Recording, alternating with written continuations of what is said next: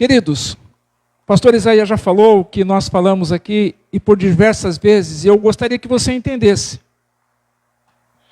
Eu sei que muitos irmãos têm dificuldades, mas de entender isso, o Senhor quer a nós primeiro. Se nós colocarmos isso, permitirmos que isso desça ao nosso coração, muitas coisas na nossa vida serão muito mais fáceis de lidar. Não é só no momento do ofertório, não. É quando formos entregar um louvor, quando formos meditar na sua palavra, quando formos evangelizar, quando formos fazer uma visita, quando somos visitados também, a todo momento. Nós precisamos ter isso em mente. O Senhor me quer primeiro. E eu faço uso, queridos, para lhe dizer isso, eu faço uso de uma passagem bíblica, de um texto bíblico, quando Deus pede ao Abraão, o seu filho, o seu único filho, o Isaque, para que Isaque fosse sacrificado. Isaque seria sacrificado pelo seu próprio pai, o Abraão. Isto foi o que Deus falou para o Abraão. O Abraão chega pela manhã, faz todo o preparatório, prepara tudo, convida alguns dos seus que trabalhavam para ele e se dirigem ao Monte Moriá. Se dirigem para o monte, aonde Deus havia designado para que fossem. E quando chega na beira do monte, no pé do monte, queridos, o Abraão já estava vendo de longe o monte. Ele poderia ter desistido. Ele poderia ter falado, não, vou parar por aqui. Mas veja, foi Deus que pediu algo para ele. É Deus que às vezes pede algo para mim e para você. Pede algo para nós. E nós às vezes encontramos dificuldades de fazer, como acordar pela manhã. Muitos sentem dificuldades de acordar pela manhã. Mas Deus está pedindo para nós algo e nós encontramos dificuldades em fazê-lo. Eu sou uma pessoa que tem muita dificuldade em fazer muitas coisas. Aí Abraão chega no pé do monte, olha e chega para o Isaque e fala, vamos filho. Mas antes de subirem ao monte, ele disse aos seus jovens, aos trabalhadores, aos servos da sua casa, ficai aqui, porque eu e o moço, se referindo a Isaque, vamos até lá adorar a Deus e já voltamos. Ele não usou nós vamos e eu volto. Não, ele disse, nós vamos adorar a Deus e já voltamos. E sobe, segue-se a caminhada. Quando chega na metade do caminho, acredito eu, o Isaque pergunta, pai, eu estou vendo fogo, eu estou vendo a lenha, mas aonde está o cordeiro? Deus, naquele momento eu fico vendo Deus olhando para o Abraão e dizendo, o que você vai responder? E Abraão olha para o Isaque, talvez colocando a mão em seu ombro, por cima da lenha que o rapaz carregava, e disse, Deus proverá para si um cordeiro. Olha, Deus proverá para si, para ele. Não é uma troca, para ele Deus proverá um cordeiro. E quando chega naquele monte, aquele lugar, a lenha é colocada, o Isaque é colocado sobre aquela pedra, sobre aquele altar, o Abraão pega o cutelo, a faca pontiaguda, para inserir no Isaque. Quando ele faz isso, ele ouve uma voz, não faças tal mal, por quê? Agora eu sei que temes a Deus. Queridos, isso para mim é algo que eu não sei que se eu faria isso, com certeza eu não faria. Naquele momento, Deus está mostrando a mim e a você que Ele não queria o Isaque. Ele não estava querendo o Isaque, Ele pediu o Isaque, mas Ele não estava querendo o Isaque. Quem Ele queria era o Abraão. Então, antes da oferta que Abraão ia sacrificar, antes do sacrifício, Deus queria o Abraão. E a obediência do Abraão naquele momento o levou a ser reconhecido como pai da fé. O levou a ser reconhecido como amigo de Deus. simplesmente porque antes do sacrifício, Deus teve o Abraão. Então pare para pensar. Antes da tua oferta, antes dos teus afazeres dentro do reino, Deus quer você. Se Ele tiver você, naquele grande dia, como o Tom falou, nós seremos reconhecidos. Não é pelo que fazemos, é por quem nós somos. Então, você quando for entregar a tua oferta, saiba que Deus quer você primeiro. Amém? Pai de toda a vida, obrigado, Deus, por esse momento do ofertório. Aonde podemos, Senhor Deus, devolver a Ti um pouco, um fragmento daquilo que o Senhor tem nos dado como finança, Senhor. Também, Senhor Deus, entregarmos a Ti a nossa gratidão nesse momento. Porque até aqui o Senhor tem nos provido, Senhor. Até aqui as Tuas mãos têm sido estendidas sobre os nossos lares, Senhor. Se tem aqui alguém, Senhor Deus, ou pelas redes sociais com falta de pão, Senhor, que o Senhor venha prover, Senhor, através das nossas vidas, ou através da vida daqueles que estejam perto, Senhor, de quem está necessitado. Sabemos que Tu tens poder para realizar, Senhor, estas coisas e muito mais daquilo que pedimos ou pensamos ou possamos imaginar. Pai bendito, em nome do Senhor Jesus, receba, Senhor Deus, a nossa oferta, os votos, dízimos, Senhor, essa entrega que fazemos a Ti, através das nossas finanças, Senhor Deus, como forma de gratidão pelo que o Senhor tem feito e proporcionado a nós.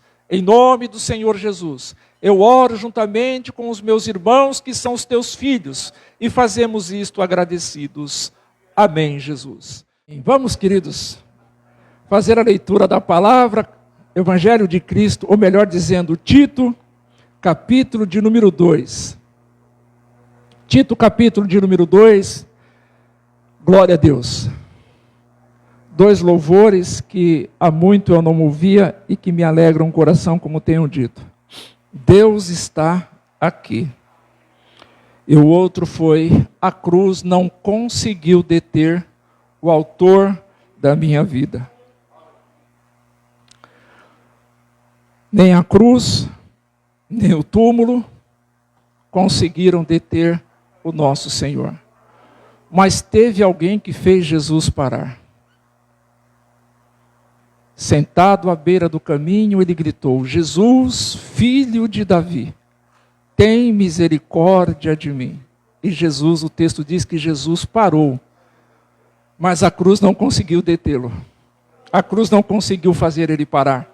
E nem muito menos o túmulo conseguiu fazer ele parar.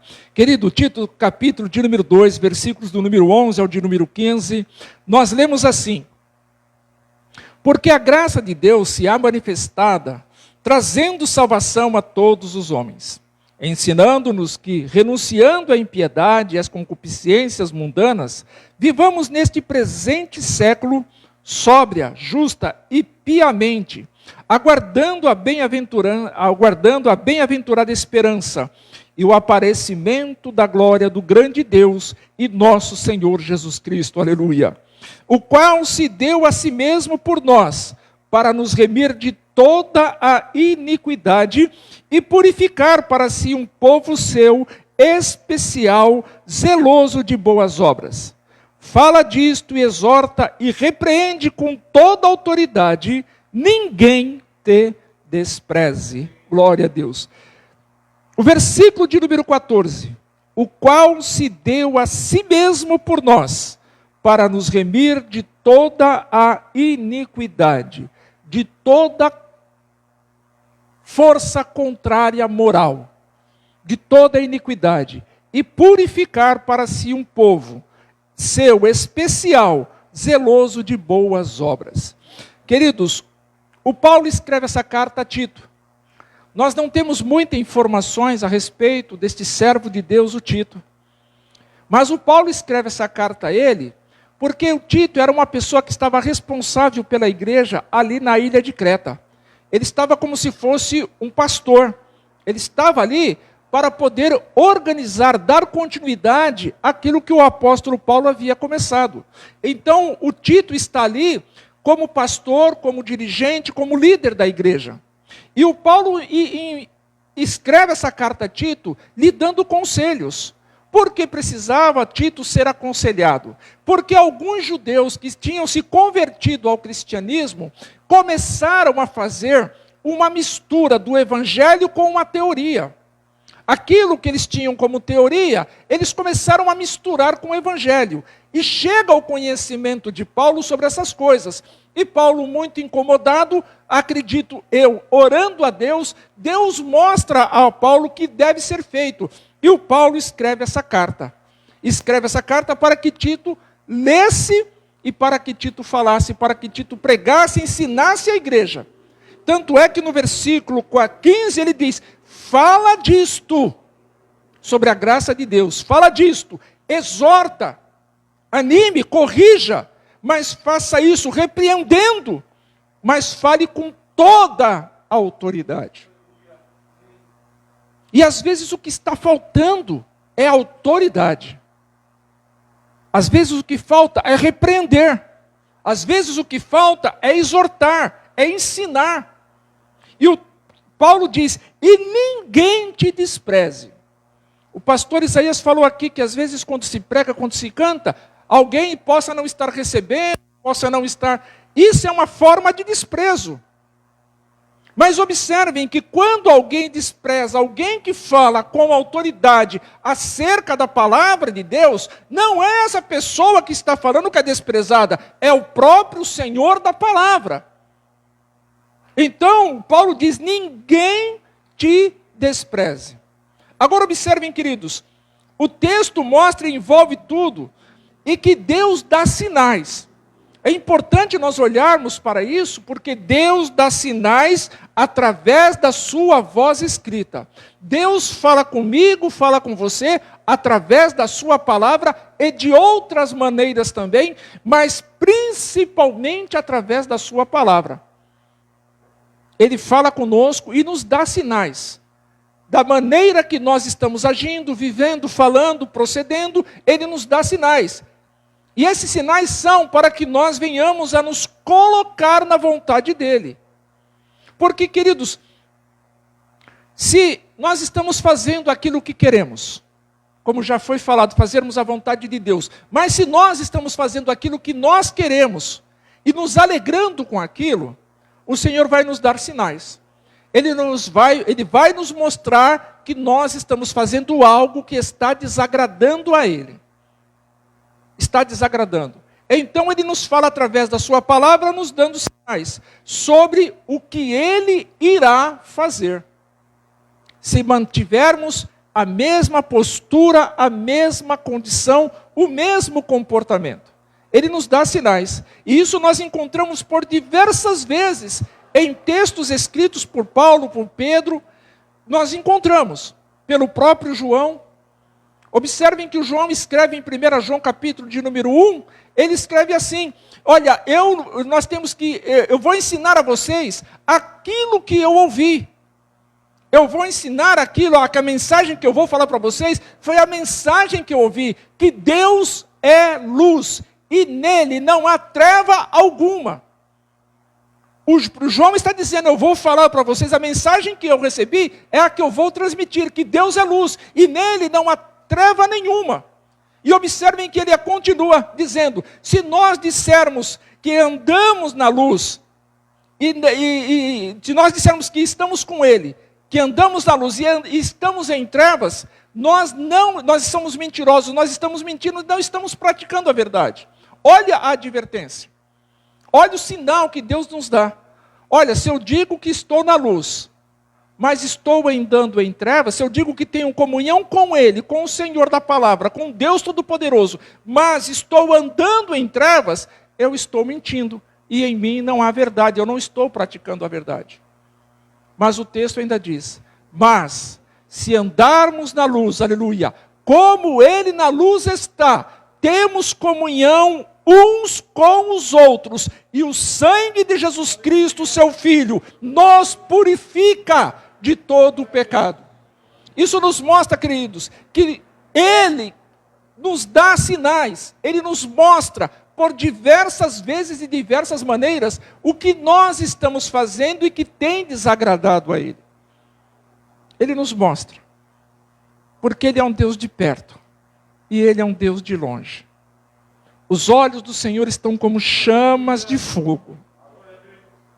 Ele não olha só para a nossa aparência exterior. Ele olha lá para dentro de mim e de você. E Ele sabe de cada uma das nossas ações que são contrárias à vontade dEle. Aquela que nós reconhecemos, pedimos perdão, nos arrependemos, mas tem aquelas ainda que permanecem muitas vezes na vida de muitos, guardada, escondida. Permanece lá. E o Senhor a continua nos dando sinais para que tomemos uma posição, mudamos de atitude, de comportamento, venhamos a reconhecer a nossa condição, que aquilo não está certo e que precisamos tomar uma atitude. E esta atitude tem que ser imediata. Porque Ele vai nos dando sinais, vai nos falando, vai nos advertindo, vai nos exortando, nos corrigindo, nos repreendendo, nos animando. E muitas vezes nós estamos à distância. Quantas listas nós encontramos? Quantas listas nós encontramos acerca daquilo que podemos estar fazendo? E no texto sagrado nós encontramos. Mas às vezes nos falta, como o Tom falou aqui, o Everton falou aqui, às vezes nos falta colocar o óculos para enxergarmos melhor. E às vezes precisamos destampar os ouvidos para ouvi-lo melhor. Porque ver é importante. O texto lá em Apocalipse diz: bem-aventurado o que lê, bem-aventurado os que ouvem, e bem-aventurados os que praticam as profecias, que praticam tudo que está contido neste livro. É bem-aventurado. Por que eu digo que Deus dá sinais, como falou com Paulo para escrever a Tito, para que Tito transmitisse à igreja?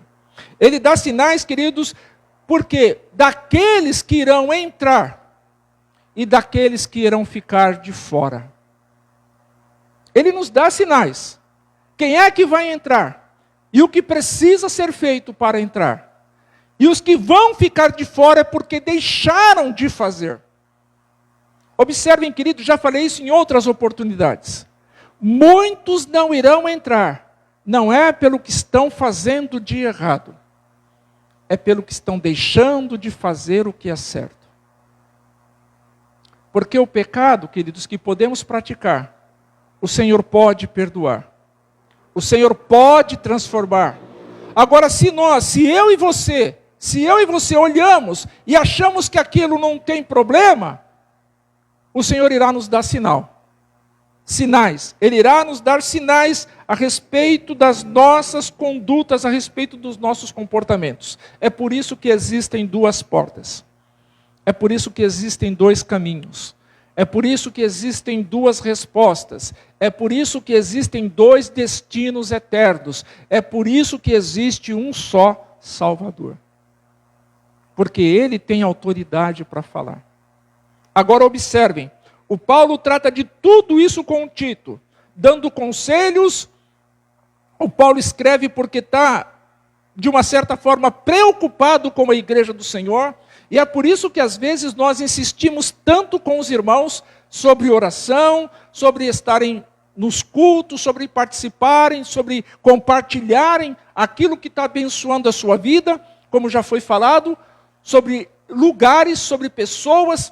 Quantas pessoas que nós conhecemos poderiam estar recebendo a mesma palavra que nós estamos e serem transformadas, serem fortalecidas por essas palavras.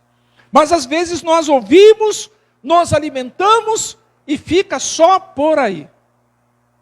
Agora o Paulo, preocupado com a igreja, ele dá conselhos para Tito, e esta carta trata essa passagem se trata sobre conselhos e sobre a graça de Deus. A graça de Deus se há manifestada. Agora observem a graça de Deus. O que é a graça? Graça, num termo muito conhecido e popular, graça é um favor imerecido.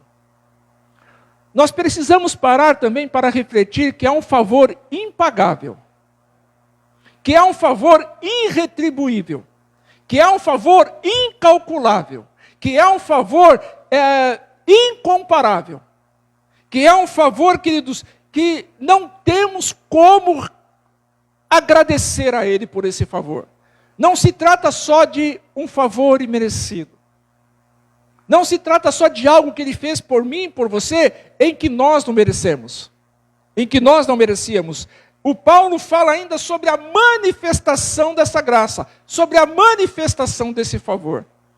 E observe que dentro desta manifestação desse favor, ele mostra para quem este favor, para quem esta graça, ela veio. O que ela veio fazer. Essa graça veio tratar do quê? Da salvação. Agora observem, queridos, porque a graça de Deus se ha manifestado trazendo,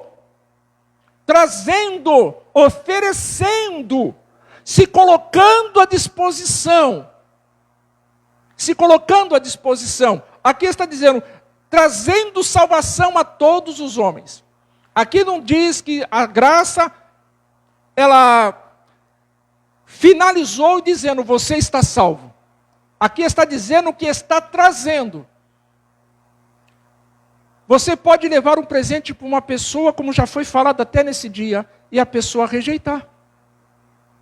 Eu não quero. E quantas vezes isso já se deu? Eu e você. Quantas vezes eu e você já falamos de Jesus para alguém, oferecemos um folheto, a pessoa passa e faz assim.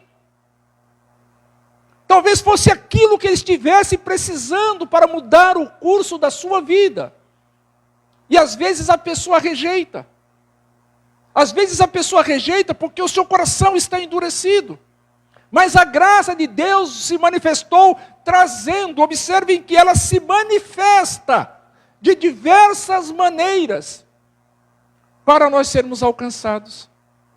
E mesmo já tendo levantado a mão, recebido a Cristo, a salvação é algo que eu atrevo a dizer, é um processo. Por que a salvação é um processo? Porque a santificação é um processo. A santificação é um processo. O texto do escritor aos Hebreus diz para nós seguirmos a paz com todos. Olha, seguir a paz com todos é algo maravilhoso. Como falamos na sexta-feira, estarmos juntos e estarmos em unidade. Às vezes estamos juntos, mas não estamos em unidade. Mas o escritor aos Hebreus diz, seguir a paz com todos. Não está dizendo que eu devo seguir a paz só com quem eu acho que devo seguir a paz. Não, está dizendo, siga a paz com todos e a santificação, sem a qual ninguém verá o Senhor. Então a santificação, queridos, é um processo. A salvação é um processo. E digo isso, queridos, com consciência, porque eu sei que Cristo já consumou. Ele disse, está consumado. O que eu vim fazer, eu fiz. O que eu vim fazer, eu realizei. O que eu vim fazer está pronto, acabado. Não precisa de remendos, não precisa de mais nada. A parte dele, ele fez. Mas e a minha parte e a tua parte? Nós estamos fazendo porque ele veio trazer a salvação a todos os homens. Em outro texto dizendo que nós precisamos perseverar até o fim. E é o que nós estamos falando. Perseveravam na oração, perseveravam na doutrina, perseveravam na oração, no partir do pão, na comunhão. Então perseverar se faz necessário. Ir até o fim se faz necessário. Por isso que temos falado que Deus nos dá sinais para nos trazer para a rota correta. Para nos trazer para o lugar correto, para o caminho certo.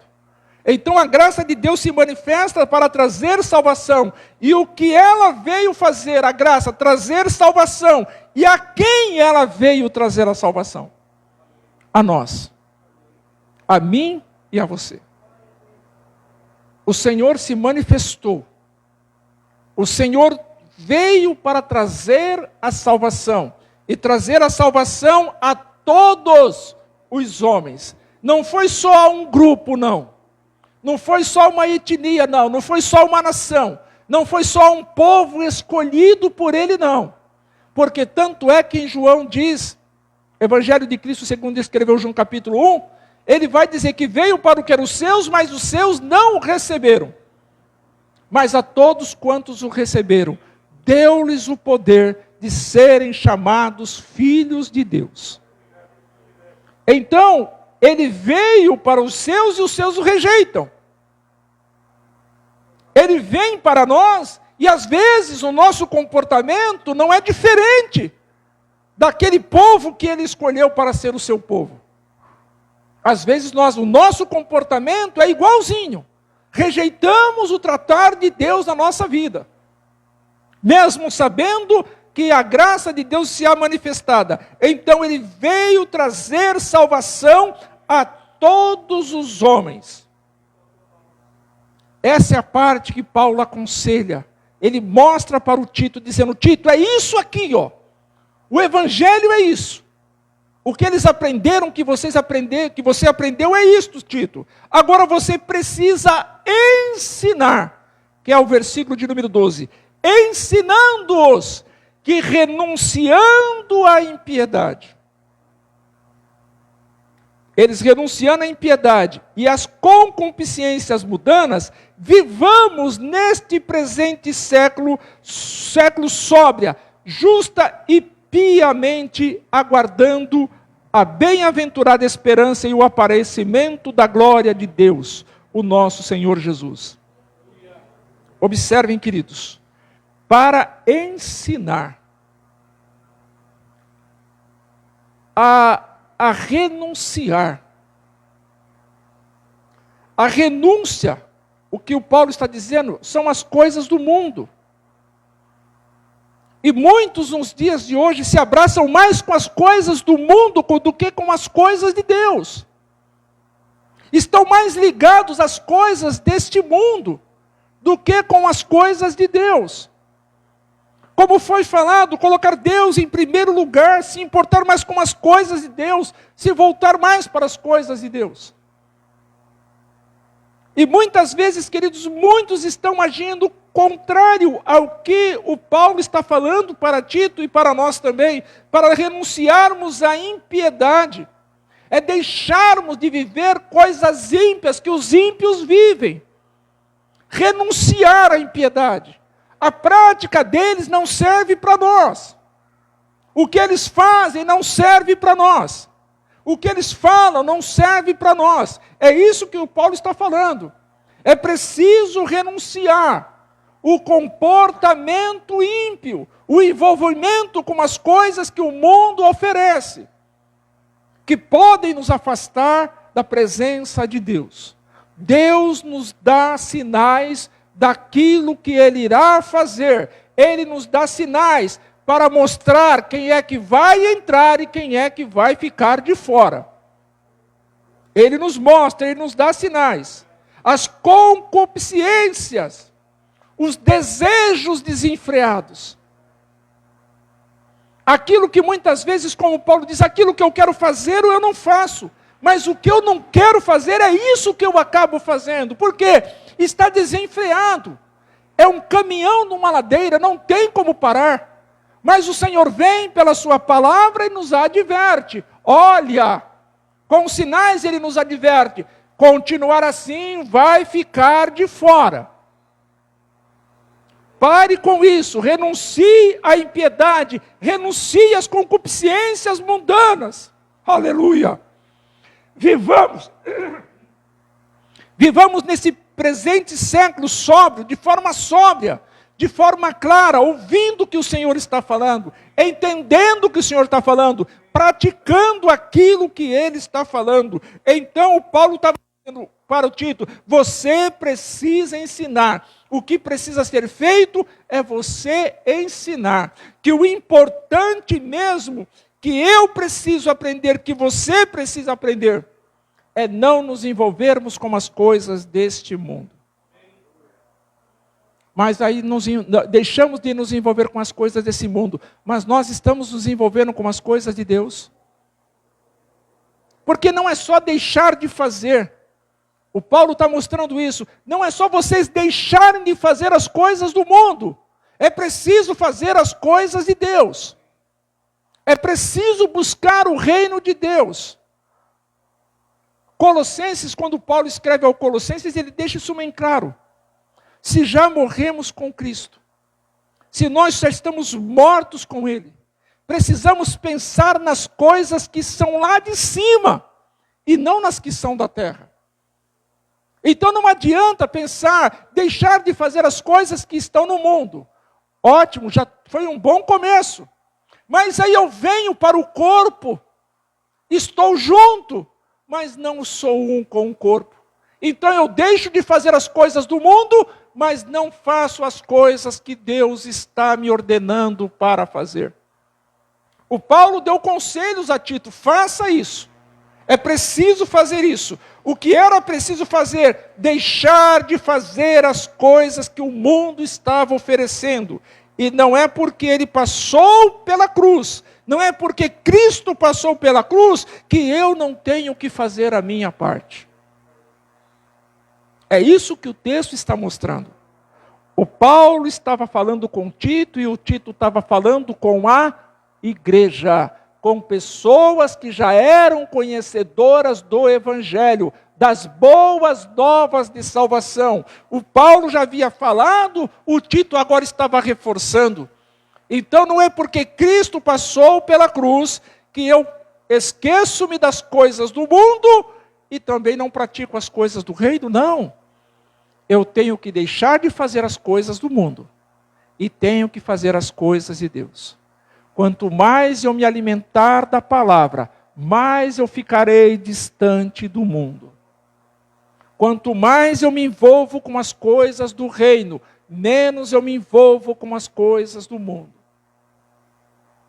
Certa feita, ainda quando estávamos ali em Pirapora do Bom Jesus, eu falei à amada igreja num culto de ensino, quem que tinha medo de falar palavrão? Quem é que tinha medo de falar palavrão? Irmãos, muitas pessoas que estavam ali levantaram as suas mãos. Muitas pessoas levantaram a sua mão, eu tenho medo de falar. Mas sabe por quê? Porque a boca fala do que o coração está cheio. Pessoas que estavam dentro da igreja, mas tinham medo de falar palavrões. Isto porque, queridos, não estavam se aproximando dos céus, do Senhor, como deveriam se aproximar.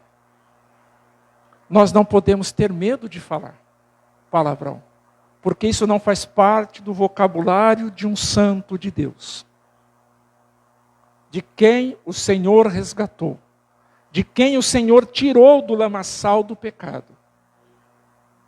Quando o texto aponta para o lamaçal do pecado, queridos, é como se fosse areia movediça.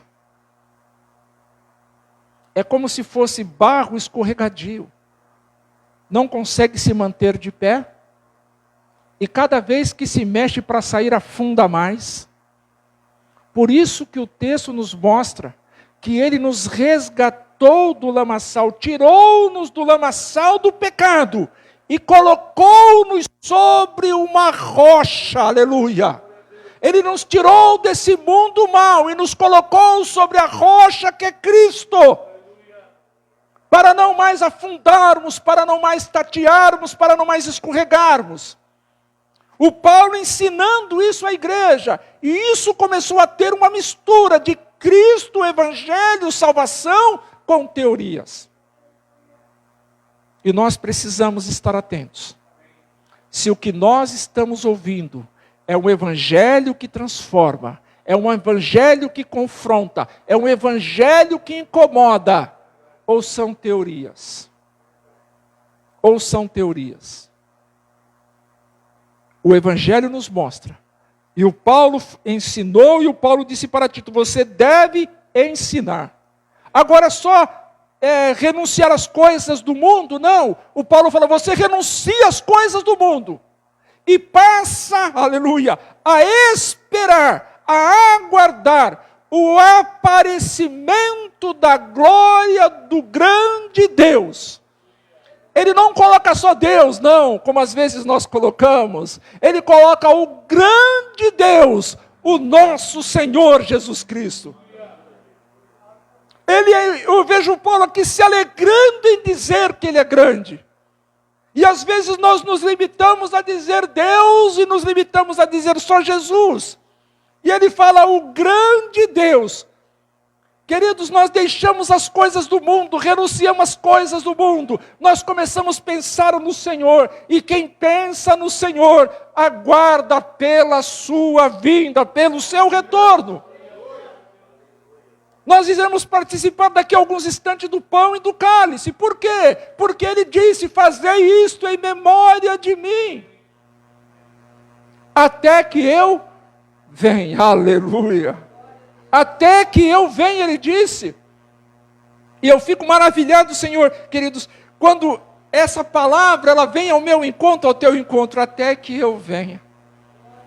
Aí nós participamos do pão e participamos do cálice. Mas o apóstolo Paulo, ele traz uma advertência muito pontual, muito incisiva, muito aguda. Examine-se, pois, o homem a si mesmo. É aqui, queridos, que muitas pessoas fazem esse exame de forma superficial. E com isso, deixam algumas coisas para trás. Quando poderiam já ter resolvido.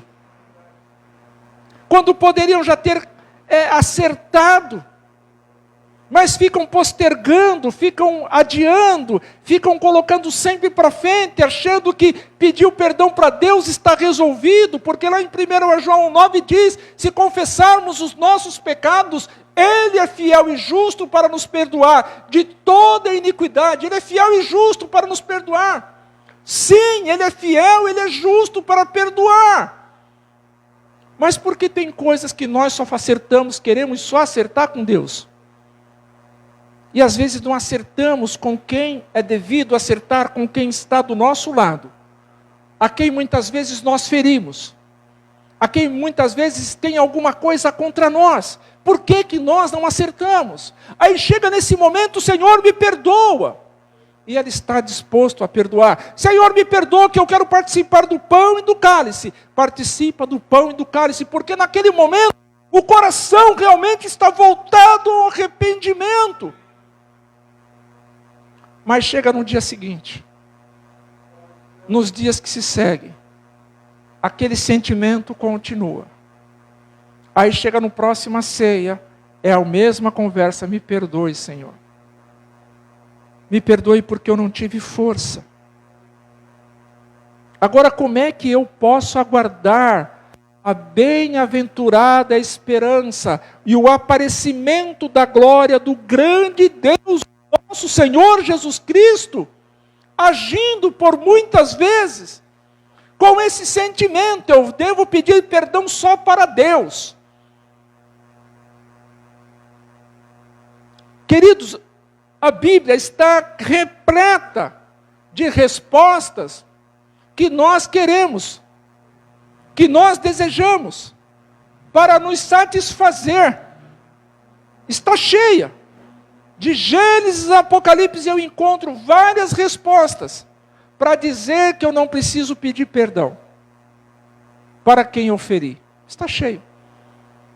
E às vezes nos falta, Senhor, me perdoa.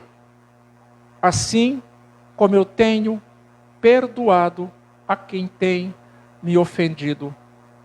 Me perdoa a quem eu tenho que está me devendo. Me perdoa. Da mesma maneira. Queridos, existe uma lista. Existem várias listas de coisas que muitas pessoas estão praticando. E estão participando da ceia. Estão cantando, tocando, pregando, ensinando, participando de encontros de oração, mas vivendo o que está contido em várias listas da voz escrita. Se nós dermos uma olhadinha rápida em 1 Coríntios capítulo de número 6, não vamos ler, mas 1 Coríntios capítulo de número 6, Apocalipse capítulo de número 22, então nós vamos ver vários textos, Mateus 6, quando fala de perdoar, nós vamos ver vários textos da Bíblia, Mateus 3, 2, falando de arrependimento. Tudo isso, queridos, são sinais que o Senhor está nos dando, para nos mostrar, olha, a salvação, a graça de Deus se manifestou trazendo a salvação. Trazendo a salvação. E mostra-nos através deste trazer a salvação, quem vai ficar de fora e quem vai entrar. Então, quando eu olho para o texto, eu vejo que a quem eu devo realmente estar esperando. E se eu estou esperando por Jesus, eu, Moisés, devo fazer o possível para ser o máximo parecido com Ele. Eu, Moisés, eu tenho que ter essa consciência. E permita que você possa fazer isso de forma pessoal. Porque eu preciso. Porque eu sei que a única maneira de adentrar as mansões celestiais é sendo o máximo parecido com Cristo. Então eu não posso ter apego a essas coisas do mundo. Eu tenho que renunciar. Agora observem, queridos, o versículo que se segue fala o qual se deu a si mesmo por nós. Aqui está falando de uma entrega voluntária. Ele não foi obrigado a fazer. Em Filipenses diz que ele despojou-se de toda a sua glória. Abriu mão de toda a sua glória. E se fez semelhante a mim, a você, aos homens. Se fez como se fosse servo, para servir. Então ele veio, ele se entregou, o qual se deu a si mesmo. Queridos, isso se trata de uma incomparável entrega. Sabe por quê? Porque muitos poderiam ter se entregado. Muitos. Mas igual a ele, não. Então, para uma comparável entrega, precisa ser uma incomparável pessoa. Não é só uma pessoa, uma incomparável entrega, uma incomparável pessoa. E isso só pode ser feito por Ele. Só pode ser feito por Ele. Por quê? Porque Ele é o único que despojou-se de toda a sua glória. E aqui eu volto no versículo de número 12. Nós precisamos nos despojar, nós precisamos nos esvaziar das coisas desse mundo. Ele se despojou da sua glória. E Ele estava pedindo a mim e a você que se afastem, renunciem às coisas desse mundo. Se nós fôssemos colocar em uma balança o que Ele fez para estar conosco e o que nós estamos fazendo para estar com Ele. Falei aqui do Abraão. Deus não queria o Isaac, Deus queria o Abraão. Deus despoja-se de toda, se esvazia de toda a sua glória. Olha o peso que foi isso, para vir estar conosco. E o que nós estamos fazendo para um dia estar com Ele. Tem um cântico da harpa cristã que diz: irei eu para a linda cidade, Jesus me dará um lugar, com os crentes de todas as idades, a Deus hei de sempre louvar, do céu tenho muita saudade, da glória que lá hei de ver. Oh, que gozo vou ter quando eu vir meu Senhor, rodeado coroado de grande esplendor. O cântico diz: pagar não é necessário, aleluia! Não precisamos pagar nada, é só nos despojarmos, é só renunciarmos. O início do cântico diz: no céu não entra pecado, e também não vai entrar pecador, porque os que entrarem lá, já foram lavados e remidos pelo sangue do Cordeiro. Foi o texto que foi lido aqui na reflexão. Amigo, como tu entrastes aqui? Jesus ainda chama de amigo. Sem ter as vestes, sem estar trajando as vestes nupciais. Jesus chega e diz para aqueles que estavam com ele: atai-o, amarrai os pés e as mãos, e lançai-o nas trevas exteriores, porque ali haverá pranto e ranger de dentes. Isto porque estava no lugar certo, e penso eu que foi convidado, entrou, mas estava preso às coisas das trevas.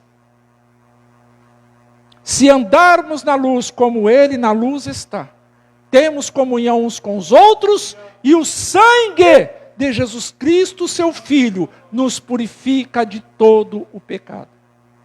Foi para isso que ele entregou a si mesmo por nós. Uma incomparável entrega só pode ser feita por um incomparável ser.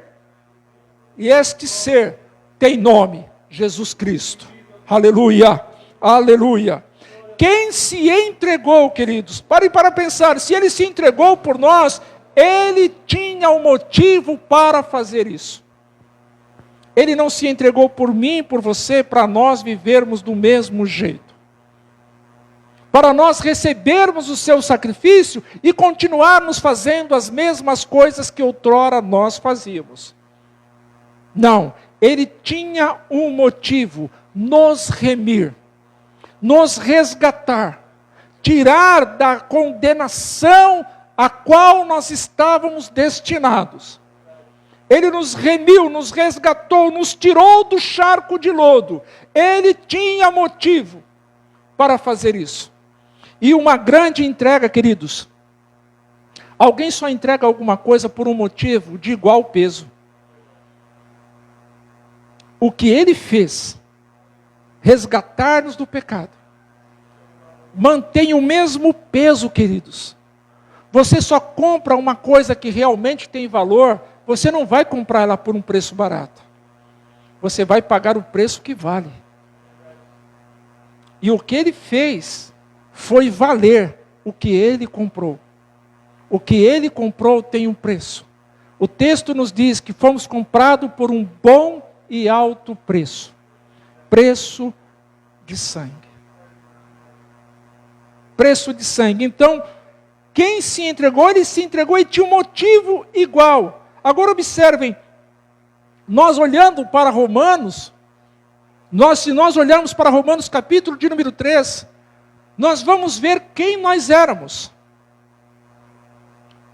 E por conta desta situação que nós éramos, que nós vivíamos, que o ser humano vivia, tinha que se pagar um preço muito alto. E o Paulo, escrevendo aos Romanos, ele diz: não há um justo sequer. Toda a humanidade presente daqueles dias, Deus olhou dos altos céus e não encontrou um justo sequer. Porque se tivesse encontrado um justo, um só, Jesus não precisava ter vindo. Mas ele olha do céu e não encontra um justo sequer. Que é o segundo confronto. O segundo está aí: todos se extraviaram, todos se afastaram de Deus. Não foi só uma parte da humanidade, todos se afastaram de Deus, todos se esquivaram. E assim, quando a pessoa faz isso, o texto ainda diz: eles se fizeram inúteis. Agora pense, pagar um alto preço por uma coisa inútil? Nós temos valor para o Senhor. Foi por isso que ele desceu dos altos céus e se permitiu ser cravado naquela cruz. E ele diz ainda, Paulo, todos pecaram. Todos pecaram. E todos estão separados de Deus. Aí Jesus vem e se entrega a si mesmo por nós. Disse para Moisés, eu vou no teu lugar. Eu vou te substituir. Eu vou ser cravado na cruz por você, Moisés. Eu sei de tudo que você vai fazer de errado e sei também o que você vai fazer certo. Mas eu me entrego por você, porque eu quero você comigo na eternidade.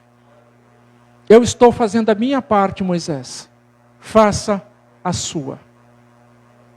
Queridos, porque se nós não precisássemos fazer nossa parte, todo ser humano já seria salvo. Até mesmo os ímpios. Até mesmo os que não professam Cristo como seu Salvador. Até este seria salvo. Mas o texto diz que ele se entregou no meu lugar. Nós precisamos fazer isso de forma pessoal. E quem se entregou por completo. Ele não se entregou em partes. Ele não reteve nada para ele. Ele se entregou por completo. E quando alguém se entrega por completo, como ele se entregou por completo, resolve por completo também. A parte dele ele fez. Não precisa fazer mais nada. Não precisa de nenhuma mais emenda. Não, está completo, está resolvido.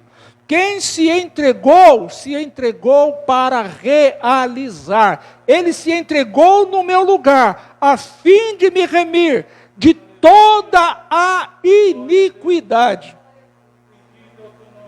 Ele manifestou a graça, trazendo a remissão, trazendo a purificação, trazendo o renovo. E quando isso acontece na vida de um cristão, que entende que ele fez isso no meu e no teu lugar, ele está dizendo, você agora é um povo especial. Você faz parte de um povo especial. É aquele convite que foi falado, olha, eu não vou convidar esse não, vou convidar aqueles que estão mais necessitados, porque o texto nos diz que o Senhor não veio para os sãos, Ele veio para os doentes. Então convide os doentes para a festa. Convide os doentes para a festa. Os doentes chegam, então ele se entregou para realizar. Foi para purificar, foi para curar, foi para transformar. Foi isso que ele veio fazer. Trazer para si, criar para si um povo especial. E ser especial, queridos, é sentar na primeira fila e contemplar o banquete. É sentar na primeira fila, é sentar à mesa. Ser especial é isso, é ser chamado pelo nome, é ser convidado para receber uma coroa, é ser convidado para comer do fruto que está na árvore no centro do jardim. Isso é ser especial. E foi ele que ele fez, ele se entregou para remir, para purificar para si um povo especial. E o texto ainda diz, zeloso de boas obras. Pessoas que têm zelo por aquilo que faz, quando faz para o Senhor. Quem se entregou, o fez para ter para si um povo especial, zeloso de boas obras. Agora observem, queridos, quando nós olhamos agora para o texto, nós somos esse povo. Será que nós fazemos parte desse povo? Será que nós, olhando para nós mesmos, nós estamos vendo o que o Senhor está vendo? Ele olha para o Moisés e vê, você é um povo, você é especial, Moisés, você é zeloso, você tem boas obras. Mas e eu olhando para mim mesmo? Ele fala isso de mim. Mas eu falo, Senhor, eu não alcancei isso ainda. Mas ele está dizendo de alguém que ele já vê pronto. De alguém que ele vê a sua obra por completo realizada. Ele está olhando para mim e para você, está dizendo, você é especial para mim. E às vezes eu não entendo isso da forma que eu deveria entender. Eu não tomo isso como verdadeiro, da maneira que eu deveria tomar como verdadeiro. Ele está dizendo, você é especial. Eu te remi, eu te transformei, eu tirei de você, eu te purifiquei, você para mim é especial. Então pare de se envolver com as coisas do mundo. Elas são atraentes sim, elas são desejosas sim, mas pense nas coisas que são do alto, onde Cristo está sentado à destra de Deus. O texto nos leva à compreensão disto. O Paulo ainda fala, autoridade dada. Paulo, Tito, você precisa ter autoridade para falar. Você não pode falar, Tito, de qualquer maneira. Você tem que falar com autoridade, porque de quem você está recebendo tem toda a autoridade. E eu estou compartilhando com você, Tito, a autoridade que me foi dada, que a mim foi conferida. Eu estou compartilhando, fale com autoridade. Isto precisa acabar, Tito. Não tem mais como continuar misturando evangelho com teoria. Evangelho é evangelho, teoria, teoria. Ponto. Tito, continua exortando, continua repreendendo, Tito, mas faça isso com toda a autoridade. O Tito poderia estar fazendo com conhecimento, o Tito poderia estar fazendo com zelo, mas estava faltando algo, autoridade.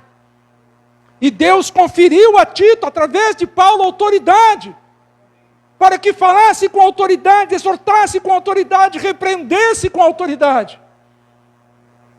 Querido, e quem pertence a Deus, entende que é especial, que deve ser zeloso de boas obras, não vai desprezar quem fala com autoridade.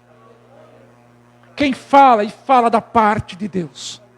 Porque Deus nos quer seguindo a vontade dEle. E o mundo quer que nós venhamos seguir a Ele.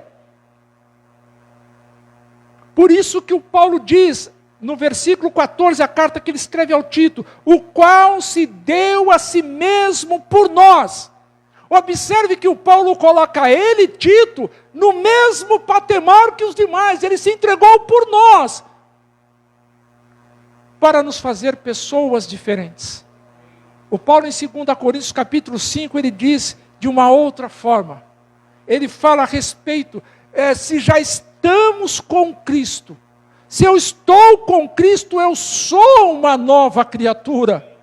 As coisas que são velhas, que pertenciam ao mundo, das quais eu me envolvia, elas já devem ser esquecidas, faz parte de um passado. Eu não devo mais estar preso a essas coisas. Quem está em Cristo, nova criatura é. As coisas velhas passaram, Ele me remiu, Ele me purificou, eis que tudo se fez novo. Então uma incomparável entrega que o Paulo fala no versículo 14, só poderia ser feito por uma incomparável pessoa. E essa pessoa é Jesus. E não tem como, queridos, nós olharmos para o texto e vermos algo diferente. Ele nos chama de pessoas especiais. Eu sou especial para Deus. Porque Ele se entregou por mim. Mesmo eu sendo pecador. Mesmo não sendo justo. Mesmo não achando nada de bom em mim. Como temos falado. Todos pecaram. Todos se extraviaram. Todos se fizeram inúteis, se fizeram injustos. Todos abandonaram a Deus, todos pecaram. Não poderia ser qualquer pessoa. Teria que ser a pessoa bendita de Jesus, para mudar todo esse quadro, toda essa sentença, toda essa cédula que era contra nós. A obra que Ele fez na cruz é uma obra incomparável, aleluia.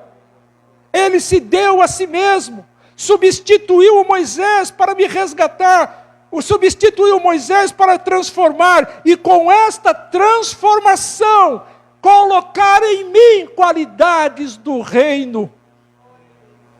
Como que eu posso ter qualidades do reino e ter qualidades desse mundo? Não dá para verter dois tipos de água da mesma fonte. Não tem como água salgada e água doce, não verte. Por isso que o Senhor nos mostra, através da sua palavra, Ele se entregou por nós para nos remir, para nos purificar. Então eu sou especial para Deus, sim. Você é especial para Deus, sim. Porque Ele se entregou por mim e por você. Mesmo nós sendo ainda pecadores, Ele nos amou primeiro. Glória a Deus. E como falamos, lá no céu não entra pecado. Quem não deixar ser transformado, vai ficar de fora. Não tem como ser diferente. Ele se entrega por mim. Ele quer me remir, quer me purificar, e eu não quero. Eu estou dizendo, eu quero ficar do lado de fora. Mas eu canto, eu prego, eu toco, mas não permito que ser transformado. Não deixo exalar da minha vida com Cristo as qualidades do reino. E nós precisamos externar isso, nós precisamos, queridos. Porque Ele nos substituiu de todo sofrimento, queridos. O sofrimento que Ele passou foi físico e foi emocional. Ele nos transferiu, nos substituiu em toda a trajetória. Ele nos substituiu sendo rejeitado, Ele nos substituiu sofrendo toda a dor que um ser humano poderia sofrer. Mas Ele se manteve de pé e foi até o fim. Todo o sangue vertido não foi para encobrir pecados, mas para apagar os pecados. Foi para lavar, foi para nos purificar. E se nós olharmos em Apocalipse 22, capítulo 22, versículo de número 11, ali está escrito: quem é justo, quem é injusto, faça injustiça ainda. Pessoas que estão dentro das igrejas, fazendo parte, estando juntas, são pessoas muitas vezes injustas, e o Senhor está dizendo, faça injustiça ainda. Pessoas que estão no corpo, fazem parte do corpo que eu digo, a igreja aqui.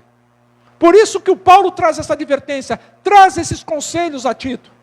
Não permita que misture o evangelho com teorias. Não permita que misture o evangelho com filosofias. Não permita, Tito, que isso aconteça aonde você está presidindo. Em Apocalipse, João ainda continua dizendo, quem é justo, faça justiça ainda. E quem é santo, aleluia, se santifique mais ainda. Nós somos especiais para o Senhor. E quando você for participar do pão, quando você for participar do cálice, pense nisso. Eu sou especial para Deus. Com todos os meus defeitos, com todas as minhas qualidades que não são boas, eu sou especial para Deus. Porque o preço que Ele pagou foi muito, mas muito, mas muito alto. Um preço que não se pode, não tem como mensurar. Não tem. E se Ele fez isso por mim e por você, é que nós temos um valor para Ele. E eu te convido a orar juntamente comigo. E agradecer a Ele, porque Ele se entregou. Porque Ele nos remiu, nos purificou, nos tem como seu povo especial e nos coloca como um povo que é zeloso e de boas obras. Se isso está faltando em mim, se isso está faltando em você, nós precisamos nos aproximar mais ainda de quem nos resgatou, para sermos mais parecidos com Ele, até que alcancemos a estatura do varão perfeito que é Cristo.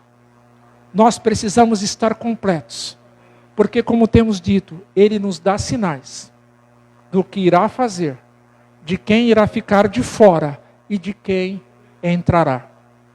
Pai bendito, em nome de Jesus, em nome do Teu Filho amado, em nome do meu único e suficiente Salvador, em nome daquele que vive e reina para todos sempre, em nome daquele que é Senhor dos senhores e Rei dos reis, em nome daquele que está sentado à destra de Deus, em nome daquele que está sentado no trono, oramos a Ti, ó Pai, porque sabemos, Senhor, das nossas limitações.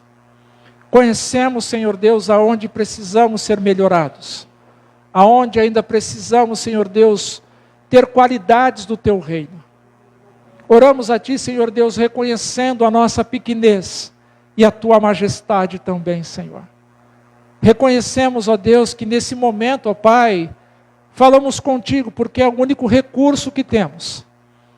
Alguns externam, verbalizam, outros pensam em tudo que fizeram, Senhor, em tudo que estão fazendo, em tudo que já deixaram e aquilo que ainda precisa ser deixado, em tudo que aquilo que já se tem e ainda precisa se ter, falando da Tua presença, Senhor.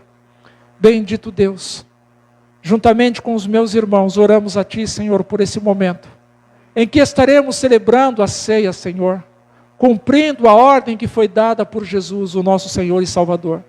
Que deveríamos fazer isto, Senhor, até que Ele viesse. Obrigado, Pai, por essa oportunidade de mais uma vez estarmos testificando como igreja, como corpo, como filhos, como salvos. Ó Pai bendito, testificar que estamos aguardando a vinda de Jesus. Pai bendito, guarda-nos, Senhor, ao participarmos do pão. Guarda-nos, Senhor, ao participarmos do cálice. Que o Teu nome venha a ser glorificado através deste ato, Senhor, que cada um irá realizar. Bendito Deus, em nome do Senhor Jesus. Nós oramos e fazemos isto imensamente agradecidos. Amém e amém, Jesus. Que a graça do nosso Senhor e Salvador Jesus Cristo, o grande amor de Deus nosso Pai, as doces e preciosas consolações do Espírito Santo, seja com toda a igreja de Cristo Jesus, espalhada sobre a face da terra, e nós aqui como parte desta igreja, recebemos e confirmamos esta bênção, dizendo, amém, Jesus. Está encerrado, a paz a todos.